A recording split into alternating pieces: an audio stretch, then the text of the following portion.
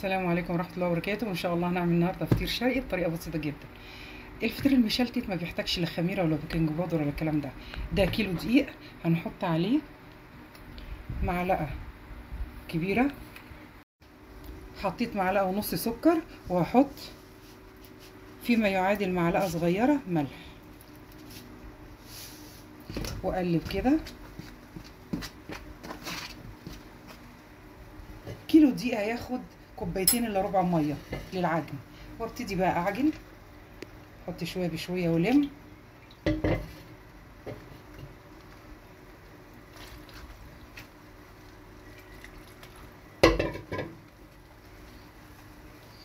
اكمل العجينه ولمها وبعدين نشوف هنعمل ايه. ودلوقتي حبايبي انا عجنتها ولميتها بالميه، خدت كوبايتين ميه. ودلوقتي بقى ربع ساعه، اللي عنده العجان 6 دقايق في العجان، زينا زي حالتنا ما عنديش العجان كده، ربع ساعه اقعد افتح في العجينه واعجنها. هي لينه شويه يعني بتلزق على خفيف، مش عايزاها قاسيه. ودلوقتي حبايبي قعدت اعجن فيها ربع ساعه، وبعد كده عشان انشط الجلوتين اللي في الدقيق، وبعدين حطيتها وهسيبها ترتاح ساعه كامله، واغطيها كده بكيس واركنها، الجو حر اصلا، واسيبها ساعه تريح واكمل بقيه خطواتي. ودلوقتي حبايبي بعد ما عدى عليها ساعه، لو تشوفوا عامله زي الاستيك، ده دليل على انها ارتاحت حلو كده، زي ما انتم شايفين كده ما شاء الله العجينه فرقت ازاي. طيب ابتدي بقى اقطعها، هقطعها كده كده، طبق فطيره كبيره، واجي هنا في الصينيه واحط، هعمل 3 وحدات كبار نفس القطعيه والحجم كده،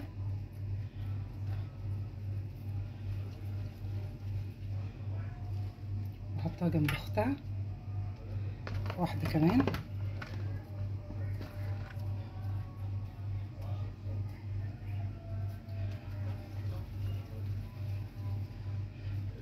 يبقى كده 3 كبار. بعد كده اعمل 3 اصغر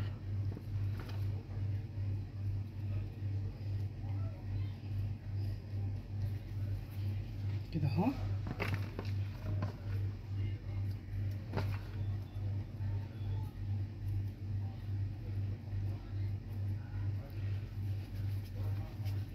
كوبايه سمنه عاديه خالص، مش لازم عندك زبده سمنه بلدي اللي انت متاح ليك، دي سمنه عاديه كوبايه وعليها نص زيت، واروح ايه مريحه اللي انا قطعته ده، واغرقها كده في حاجه غويطه شويه، سمنه على زيت، اقعدها فيهم، اريحها نص ساعه في قلب السمنه والزيت، هتديني مطه جميله وايه، وهتمشي معايا العجينه زي الفل. دلوقتي اهو زي ما انتم شايفين، اروح جايه برضو مغطياها كيس كده او حاجه، واسيبها كده على جنب نص ساعه، وبعدين ارجع اشتغل فيها، يبقى دي تاني مره اريحها فيها. ودلوقتي بعد ما عدى نص ساعه، هجيب من السمنه على الزيت اللي انا عملتها دي، واجيب على الصينيه اللي انا بفرد عليها، وامسك واحده من الكبار عامله زي الاستيك ازاي، فردها هيبقى بسهوله، بتفرد من جوه على بره، وكل ما بتسيبيها تريح كل ما تبقى العجينه في ايديكي تتفرد بكل سهوله. وفكره السمنه على الزيت دي بتريحك.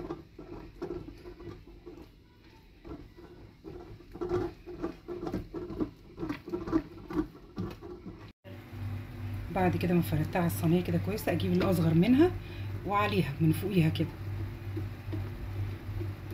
طبعا السمنه بستخدمها اللي انا ايه حاطه عليها زيت، وافتح كده،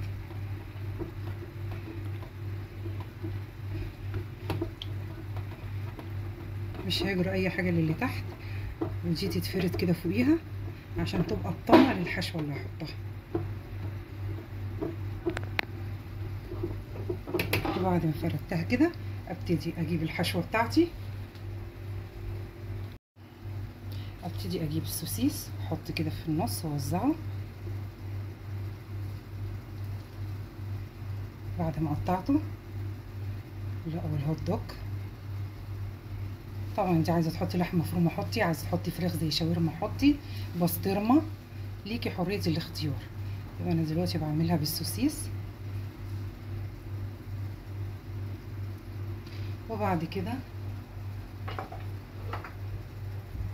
احط شويه فلفل الوان، اصفر على احمر كده، اخضر، شويه طماطم اللي هي اللحم بس، وبعدين شويه زيتون مخلي،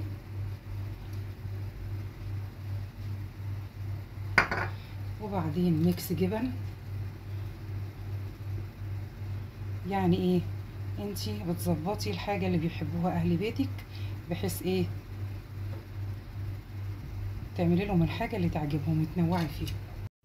بعد كده ابتدي بقى اجيب من بره على جوه كده، واشد كده ومط، احط كده بكل سهوله، واقفل ايه على فطيرتي اها. اي حاجه بتتقطع عادي. وابتدي بقى اجيب الصينيه بتاعتي على زيت اللي هي في قلب الصينيه اللي انا عاملاها، وادهن صينيتي كده كويس. وبعد كده اجيب بسم الله كده بالراحه وبكل سهوله، اجيب الفطيره بتاعتي واروح حطها كده في النص، واسيبها تريح ربع ساعه و10 دقايق قبل ما ادوس عليها بحجم الصينيه بتاعتي واعمل غيرها. دي انا عملت واحده سوسيس، هعمل دي واحده ميكس جبن بس. انا عيالي بيحبوا اللي هي بالجبنه اكتر. شفتوني فطيره فوق فطيره اهي بكل سهوله. ابتدي بقى ايه اجيب ميكس الجبن ده اهي،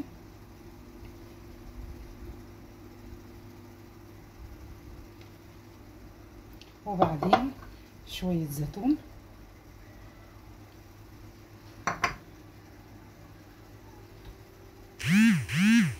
شويه فلفل الوان احمر على اصفر على اخضر. وبعد كده اروح جايبه من بره على جوه كده، الم فطيرتي بسم الله، واجيب كده بكل سهوله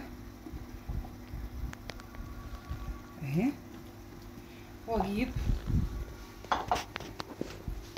على زيت من اللي في قلب الصينيه، واروح جايبه فطيرتي بسم الله بكل سهوله كده، ارفع وانزلها.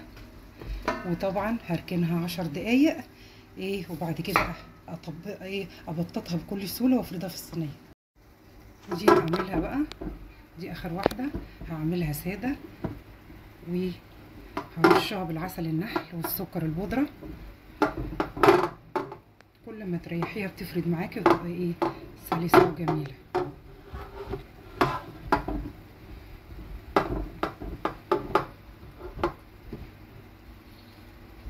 وارشش كده سمنه اللي على زيت، وبعد كده اعمل كده واجيبها على قدام الفطير المشلتت العادي بتاعنا بقى كده، واجيبها دي برضو كده وارشش عليها سمنه على زيت،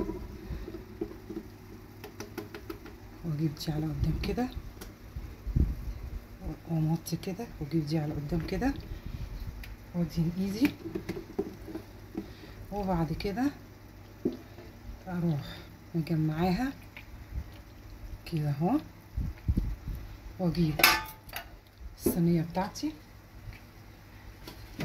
وادهنها زيت على سمنه، واحطها كده في النص واسيبها تريح ربع ساعه، وبعد كده افردها. حبايبي حطيتهم في الفرن اتنين اهو صينيتين، ومش فاتحه الفرن من تحت، وعلى الشبكه توطيها شويه قرب الصاجه، وتروحي ايه حطاهم كده. بعد ما طلعتها من الفرن وايه ابتدي بقى قطعتها، اوريكم قطعه منها بس عشان هي سخنه ملهلبه الصراحه.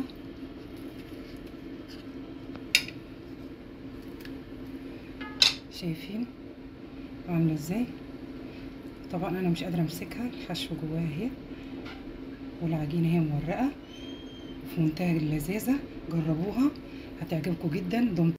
ودي بالجبنه قطعتها برضو ميكس جبن برضو اهي، بس عشان سخنه هتعجبكم جدا وطعم جميل. فطير شرقي معمول في البيت، تاكلوه بألف هنا وشفا. دمتم بصحه وعافيه، والسلام عليكم ورحمه الله وبركاته.